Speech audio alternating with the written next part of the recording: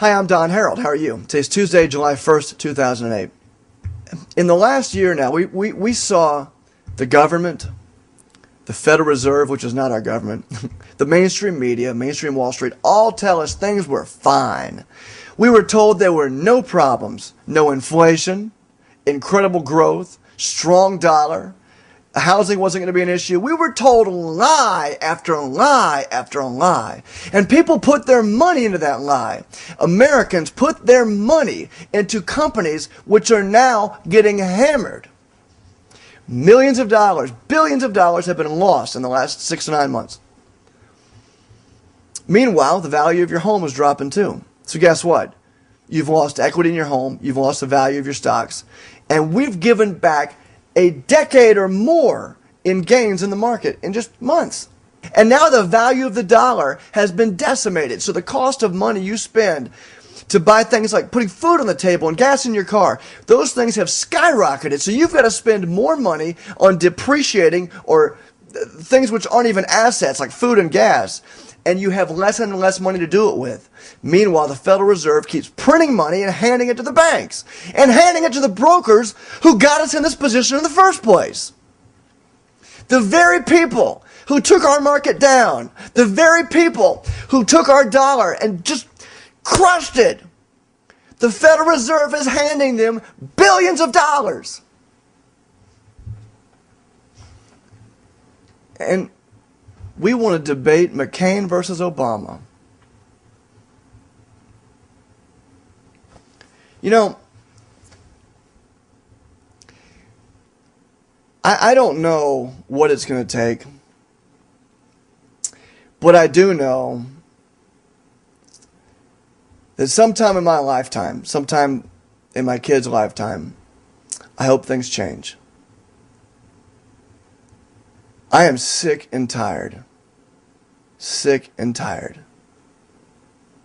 of watching the American people get raped in public. Hope you enjoy the rest of my video. Every now and then I do something more serious, and this is one of those videos.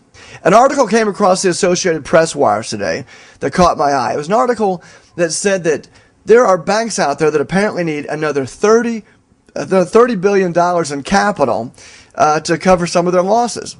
Now, these banks include Bank of America, Washington Mutual, SunTrust, banks you and I have heard of. It got me thinking about something. It actually got me thinking about a lot of things. How did the banks lose all the money that they've supposedly lost? Now, I know what you and I are told. We're told because they made all these risky loans to subprime borrowers.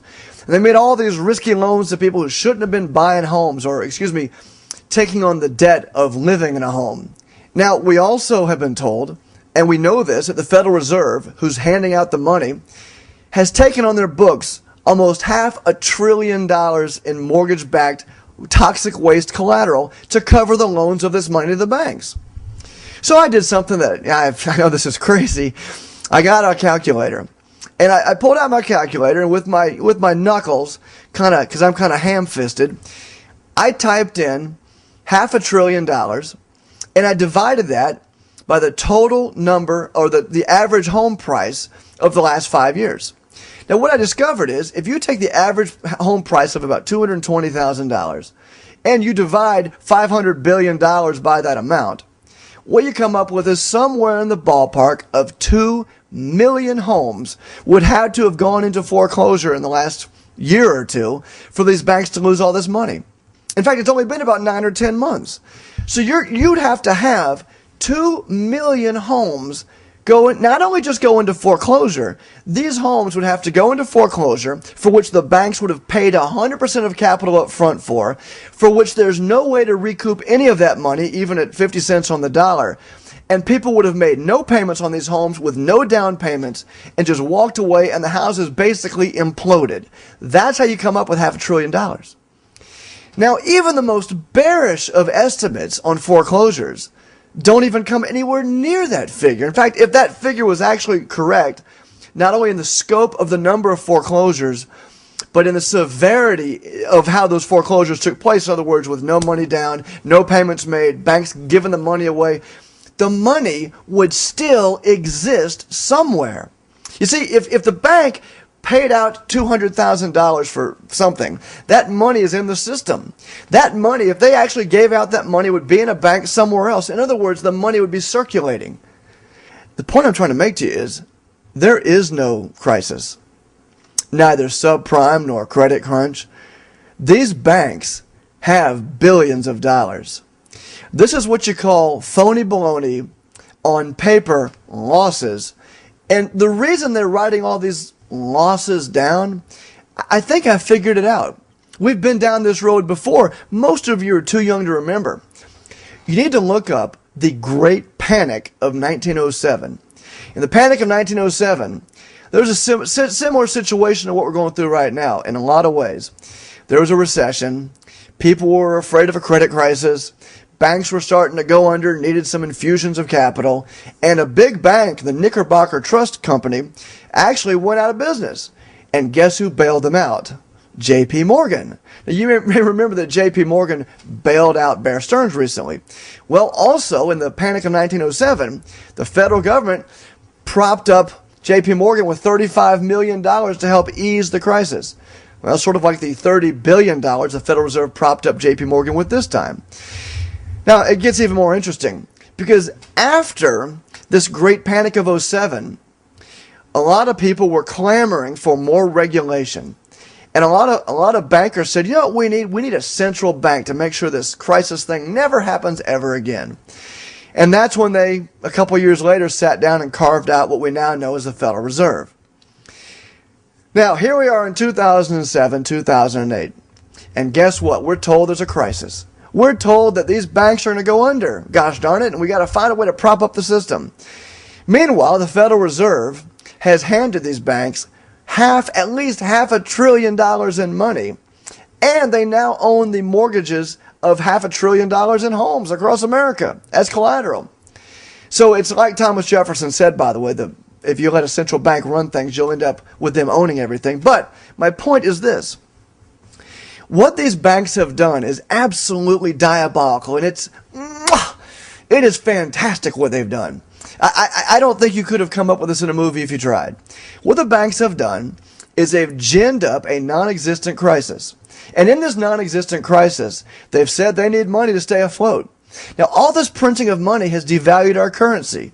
The devaluing of our currency has caused a spike in commodity prices and gasoline prices, and it's causing you and me to make decisions like, do I pay my gas or do I buy stocks? Well, in fact, I might want to sell some stocks because I'll need some cash to pay for the gasoline and the food that I'm having to spend more and more money on. Now, while assets you and I are spending our money on every day, like food and energy, keep going up, those are depreciating assets for which we get no return, the banks are handed billions of dollars. And guess what they're going to do with those billions of dollars? They'll do what they did in the Great Depression. You see, after the Great Panic of '07 and after the Federal Reserve was created, well, in the Great Depression, banks like J.P. Morgan took all that extra cash they had sitting in those coffers and they bought up everything. They bought up all those other banks that went under.